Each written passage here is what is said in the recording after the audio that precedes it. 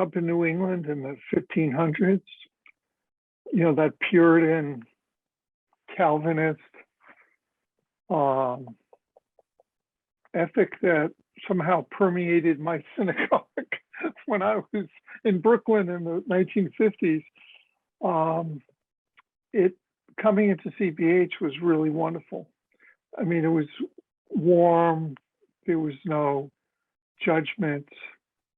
People weren't putting me into categories. We were there one night at the Friends Meeting House. That's where they were going at the time. And there were only 35 families at CBH. So, it was very, very intimate. Harriet Cohn welcomed us. It was a great service. And I was overcome with emotion. I felt like I was coming home. I had actually never felt it walking into a synagogue. It was really amazing. And we have a mixed marriage. Anna was brought up Roman Catholic, and I, of course, was brought up Jewish. So we were having a problem finding a place that accepted us. In CVS, it was right away. It was great. That Vita was really also fully accepted. So she was a kid with learning disabilities, and she looked a little different than other kids. She was really tiny. She was only 4'2" when she was 29 years old. So she stood out and stood tall in her own way. But boy, everybody just took her in. This was her home as much as our houses. That everybody was there for her. Because Vita was very artistic. She was a film major and a photographer, and art was definitely a big part of her life. And I think she would love that one of the ways she's being remembered is by the events that this fund is, spending money on. And one of the great events was the sending the chorus to Philadelphia for a reconstructionist meeting.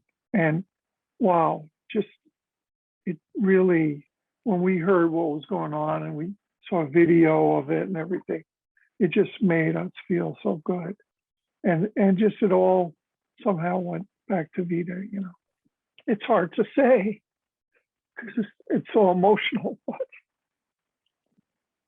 I feel part of the family. I was surprised at how much that evening minyan was holding me into the synagogue. And it was, to do something 6 days a week, on a regular basis. And we never missed, having 10 people. It was really great. And it just, all these threads were formed little by little. So it's been a great thing. And I wasn't doing it for me. I was doing it to support him, Michael Reckelman. And then, and my mother died fairly suddenly. She was in pretty good health. It wasn't the virus. And I never expected to need the minyan for myself. It's the community.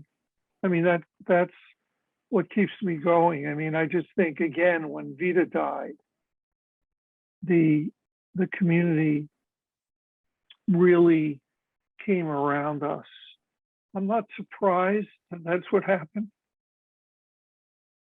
And I'm surprised that that's what happened. I guess it's in the category of taking things for granted. And I guess that's what you do in a synagogue. When someone's having tourists, you're there and you support them. But wow, the outpouring was amazing. She felt that she was part of it, and she was. It really, everybody showed me that. there's so many aspects. When I listen to people giving the appeals and all the stories I've heard over the years, each one is a little facet of what makes this place unique.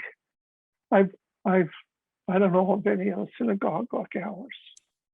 Well, I would like to ask everybody to look into themselves and into their wallets and help support this institution. Isn't it weird to use that word with CBH that it's an institution, but it's really a place that's worthwhile, and it's given so much to so many people, and it's such a weird time, and we have to be there because we're the weirdest synagogue in Atlanta, and Atlanta needs us. So please support us, keep us going, and thank you. We are thrilled to announce the Sokolo Challenge. Each high holiday gift will be matched up to a total of $15,000. Please visit www.donatetocbh.org/2021 to make your 100% match gift today. Thank you again for your generous support.